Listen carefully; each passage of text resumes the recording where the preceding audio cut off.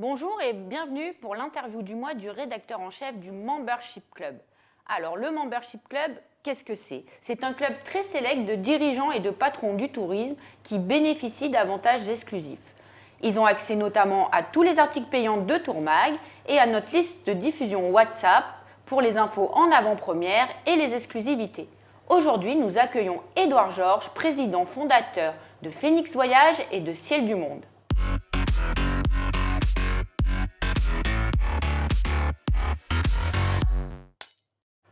Édouard Georges, bonjour. Bonjour Céline. Bienvenue. Alors, pour commencer, est-ce que vous pourriez nous présenter Phoenix Voyage? Oui, bien sûr. Le groupe Phoenix Voyage a été créé en 1999 au Vietnam, où je réside depuis 1991. Avant, j'étais chez Accor et j'ai développé quelques hôtels dans la péninsule indo-chinoise et créé ma société donc en 1999. Phoenix Voyage est un DMC, donc une agence réceptive qui couvre les pays suivants, le Vietnam, le Laos, le Cambodge, la Thaïlande, les deux Corées et le Myanmar, qui est hélas pour l'instant un petit peu fermé à cause des événements qu'il y a dans le pays. Le secteur que vous couvrez a quand même beaucoup souffert avec la pandémie qu'on a connue. Donc comment vous avez traversé la crise et voilà, là on voit une amorce de reprise en Asie. Comment se porte l'activité? Alors oui, ça a été très difficile pour nous puisque contrairement à la France, nous n'avons eu aucune aide de nos gouvernements respectifs, à part en Corée où les employés ont été pris en charge à peu près sur le même système que la France. Les autres pays, on a dû prendre sur nos réserves. Heureusement qu'on avait programmé un petit peu suite aux diverses crises qu'on avait eues en 2003 et en 2006 en particulier. On avait constitué des réserves au cas où et elles ont bien été utilisées là. Et heureusement que l'activité repart et que nous voyons maintenant un petit peu plus clair pour l'année 2023 sur quasiment toutes les destinations, à part, comme je vous le disais précédemment, sur la Birmanie qui est encore un petit peu faible. Mais la Corée redémarre très fort, le Vietnam, le Cambodge et la Thaïlande sont dans de bons starting blocks pour recommencer. Alors, est-ce que vous avez eu du mal à reformer vos équipes? En France, on l'a vu, on a parlé même aux États-Unis de grandes démissions. En Asie, le secteur a été complètement fermé, si on peut dire. Du coup, j'imagine que vos employés ont dû trouver du travail ailleurs. Alors, comment ça se passe sur place? Oui, ça a été très difficile. Nous, par exemple, au titre de Phoenix Voyage, nous étions 120 employés et on s'est retrouvés à 15. Au creux de la vague. Maintenant, nous sommes remontés à 40 employés et nous sommes encore en train de rechercher du personnel. Je pense que c'est comme en France. Des gens ont réorienté leur carrière, ont trouvé des emplois ailleurs, dans l'immobilier, dans d'autres secteurs d'activité. Et je ne pense pas qu'ils reviennent dans le tourisme. Alors, la chance que nous avons en Asie, c'est qu'on a une population extrêmement jeune. Donc, par exemple, au Vietnam, il faut créer 1 million d'emplois par an pour absorber les sorties d'universités et d'écoles. Donc, on va aller sur ces créneaux de jeunes et reformer les personnes qui voudront bien nous rejoindre dans ce beau métier du tourisme quand même. Donc il va falloir reformer, j'imagine que c'est quand même un challenge. Certains tour opérateurs souhaitent du coup renvoyer leurs clients en Asie, c'est-à-dire fiabiliser un petit peu les prestations pour être sûr que la qualité attendue soit au rendez-vous. J'imagine que c'est aussi un enjeu pour vous.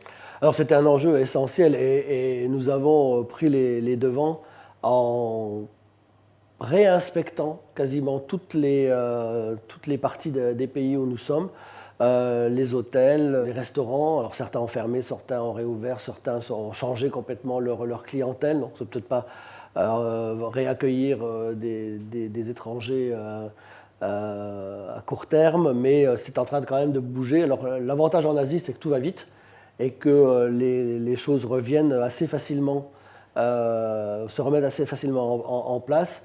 Il reste quand même encore des choses à rectifier et on travaille dessus d'arrache-pied pour pouvoir permettre à nos clients d'arriver et de profiter sereinement de leur séjour dans nos pays. Beaucoup de spécialistes de l'Asie estiment que c'est le moment ou jamais d'aller visiter ces pays parce qu'il n'y a pas non plus le marché chinois qui est quand même un marché important pour la zone. Oui, certes, les temples d'Angkor sont très calmes en ce moment, c'est vrai. D'autres lieux, la baie d'Along aussi, d'autres endroits permettent encore de pouvoir faire des visites relativement dans le calme hors de la cohue. Le marché chinois, je pense, va encore être absent pendant une bonne année, au moins une bonne année. Donc ça nous laisse quand même un peu de temps pour revisiter et venir nous voir. Il est clair que le marché indien, par contre, est en train d'exploser. Il y a des vols maintenant directs depuis 3 villes d'Inde vers le Vietnam, vers la Thaïlande, etc. Donc c'est un marché qui commence à bien se déplacer et qui peut compenser une partie du marché chinois absent. Vous avez également une autre casquette. Celle de président fondateur de Ciel du Monde. Alors c'est une toute autre activité. Est-ce que vous pouvez nous expliquer exactement ce que vous faites?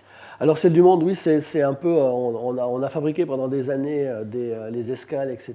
pour des tours opérateurs et on a décidé de se lancer. Nous fabriquons des voyages très très haut de gamme en avion privatisé, des tours du monde entre autres ou des tours de continent.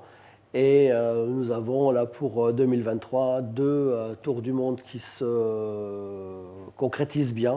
Les réservations commencent à bien se matérialiser. Un tour du monde classique qui s'appelle le Visage et civilisation du monde, où on visite les grandes civilisations du monde, donc les Mayas, les Incas, l'île de Pâques, la Polynésie, les Maoris. Borobudur en Indonésie, le plus grand temple bouddhiste du monde, le grand temple d'Angkor évidemment, on ne pourrait pas s'arrêter sans passer, on pourrait pas passer sans s'arrêter dans notre beau Cambodge, pardon. Et nous terminons par l'Inde et Petra en Jordanie. Et l'autre tour qui est un peu une innovation, c'est un tour du monde de golf. Donc avec 10 escales golf où les clients pourront jouer et aussi profiter de visiter les endroits que nous proposons, Panama avec son canal, les chutes d'Iguassou au Brésil, l'île de Pâques où il n'y a pas de golf mais où ça sera une escale quand même puisqu'on passe par-dessus, donc autant s'arrêter. C'est quand même un endroit où on ne va pas particulièrement en vacances. Ensuite, nous allons aux îles Fidji, en Nouvelle-Zélande, en Australie, à Melbourne, puis Bali, où il y a un très très beau golf, Cambodge à nouveau, avec un beau golf à Siem Reap, et on termine à Abu Dhabi. Et combien durent en moyenne ces séjours? 3 semaines. 3 semaines. 3 semaines, ouais. Donc on imagine que c'est aussi un défi un peu logistique parce que l'avion suit ou comment L'avion reste avec nous, l'avion nous attend sur le parking bien gentiment. Les passagers conservent le même siège tout le long du voyage, ont le même équipage, ont la même équipe d'accompagnement de chez nous. Ils ont des prestations très haut de gamme et ça leur permet aussi, ça nous permet, sur des voyages comme les Tours du Monde, on arrive à économiser jusqu'à 42% du temps de voyage, parce qu'on ne fait pas la queue dans les aéroports pour enregistrer ses bagages, on ne fait pas la queue à l'immigration, on décide, nous, des horaires de départ qui sont adéquates par rapport aux périodes de pointe dans les aéroports, donc on peut décaler un petit peu nos départs, etc. Donc on a beaucoup d'avantages à voyager dans ces conditions qui donnent vraiment quand même, sur 3 semaines, 42%, c'est énorme. Et du coup, les établissements, j'imagine, vous les avez aussi sélectionnés avec soin. Et est-ce que vous pouvez nous dire aussi un mot sur la commercialisation? Vous vendez en direct et aussi via les agences de voyage? Alors moi, je suis quelqu'un du Serail, et donc je suis pour la distribution. Donc on distribue nos produits via tous les réseaux d'agences de voyage et les produits sont commissionnés. Et on a une petite base de clients réguliers que nous avons constitués au fil des années et qui viennent ou qui reviennent ou que l'on arrive avec de la publicité à tirer dans nos fichiers et dans notre club Cobalt, puisqu'on a un club qui est dédié à notre clientèle. Et justement, le tourisme est souvent pris pour cible, notamment des écologistes. Hein, je vous apprends rien. Ce type de voyage, est-ce que vous sentez un frein particulier ou pas forcément ? Non, alors il y a un avion par exemple on charterise un avion qui est un avion de ligne régulière. Hein. Donc si cet avion-là volait par exemple en temps complet en vol régulier, il consommerait 3 fois plus de kérosène et produirait beaucoup plus de carbone. Donc en le prenant pendant 3 semaines, on réduit son impact carbone. Donc c'est une partie des économies de carbone qu'on peut faire, mais aussi on a tout un programme de compensation carbone. Et dans chaque escale où nous arrêtons, nous avons des projets avec les réceptifs locaux pour ou soutenir une tribu indienne au Panama, ou s'occuper de la dépollution des chutes d'Iguassou, lutte contre le plastique. Nous avons un petit projet à l'île de Pâques où on s'arrête quand même régulièrement. Donc ça, c'est quelque chose qui une aide pour la protection du tourisme et la préservation des moaïs. On a des projets sur le Vietnam, protection des éléphants, sur le Cambodge, sur le Sri Lanka, sur plusieurs données. Et aussi, on fait, quand on est en Afrique, protection des rhinocéros.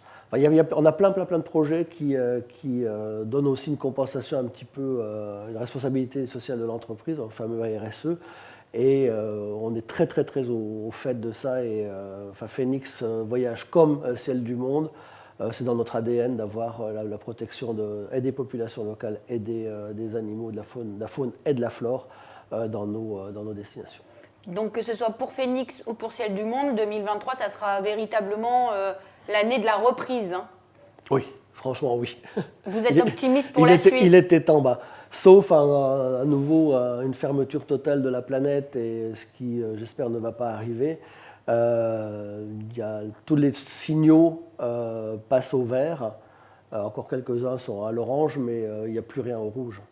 L'avenir de la Chine va être un petit peu un gros point d'interrogation, en particulier pour certaines de nos destinations, mais pour le reste, je pense que c'est bien reparti. Édouard Georges, merci beaucoup. Merci Céline. Je vous donne rendez-vous à nos lecteurs le mois prochain pour la prochaine interview du rédacteur en chef du Membership Club. En attendant, je vous souhaite une bonne journée. Au revoir.